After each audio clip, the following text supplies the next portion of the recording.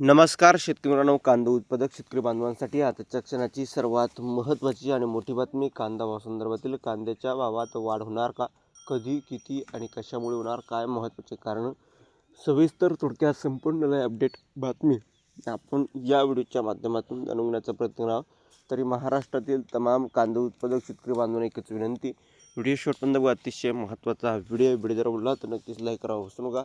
तत्पूर्वी चॅनलवरती नवीन असाल तर चॅनलला सबस्क्राईब करा. चला तर मित्रांनो, व्हिडिओला सुरुवात करतो आहे. जसं की तुम्ही या ठिकाणी स्क्रीनवर बघू शकता, सरकारचे धोरणानं कांदा उत्पादकांना रडवलं. भारताच्या निर्यात महसुलात 1100 कोटीची घट सध्या बघायला भेटली आहे. बांगलादेश, पाकिस्तानने साधली ही संधी. एकंदरीतच बघू शकता, नाशिक कांदा निर्यातीविषयीच्या अस्थिर धोरणामुळे देशात कांदा निर्यात महसुलात या ठिकाणी तब्बल 1100 कोटीची घट आहे. या तुलनेत बांगलादेशने 2024मध्ये 1700 कोटीची निर्यात केली.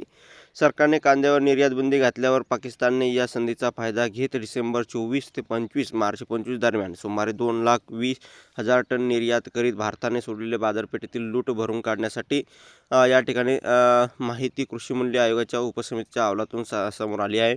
एकंदरीतच या ठिकाणी दरसोड वृत्तीचा फटका. विकासी यांच्या अहवालानुसार देशाच्या निर्यातीपैकी नाशिकमधून सुमारे 80% कांदा निर्यात होतो. देशाच्या तुलनेत सुमारे 35% एवढा उत्पादक एकट्या नाशिक जिल्ह्यात होते. धोरणात्मक अस्थिरतेमुळे डिसेंबर 2023 ते मार्च 2024 दरम्यान राष्ट्रीय निवडणुकीपूर्वी देशांतर्गत किंमत नियंत्रित करण्यासाठी सरकारने संपूर्ण निर्यात बंदी लादली. त्यानंतर सशर्त परवानगी दिली. त्यानंतर त्यात निर्यातीवर विपरीत परिणाम झाल्याने त्यांनी म्हटले आहे. धन्यवाद. जास्तीत जास्त व्हिडिओ नक्की शेअर करा. तर भेटूया पुढील व्हिडिओमध्ये असे का माहितीपूर्ण कांदा बाजाराचे अपडेट्स. तोपर्यंत ते थांबतो आहे. लागवडीतील घट चिंताजनक असल्याची माहिती त्यांनी दिली आहे. त्यानंतर राज्यातील कांदा पिकाचे धोरण ठरवणे हे विविध उपाययोजनांसंदर्भात उपसमित्यांमधील प्रत्येक सदस्याला आपल्या सूचना मांडण्याची संधी मिळाली आहे. त्यानुसार देशातील कांद्याची निर्यात, राज्यातील उत्पन्नाची स्थिती याविषयी माहिती समितीकडे सादर केली. विकासीय सदस्य, कांदा निर्यात धोरण आणि व्हॅल्यू ॲडिशन समिती यांचं म्हणणं आहे. धन्यवाद.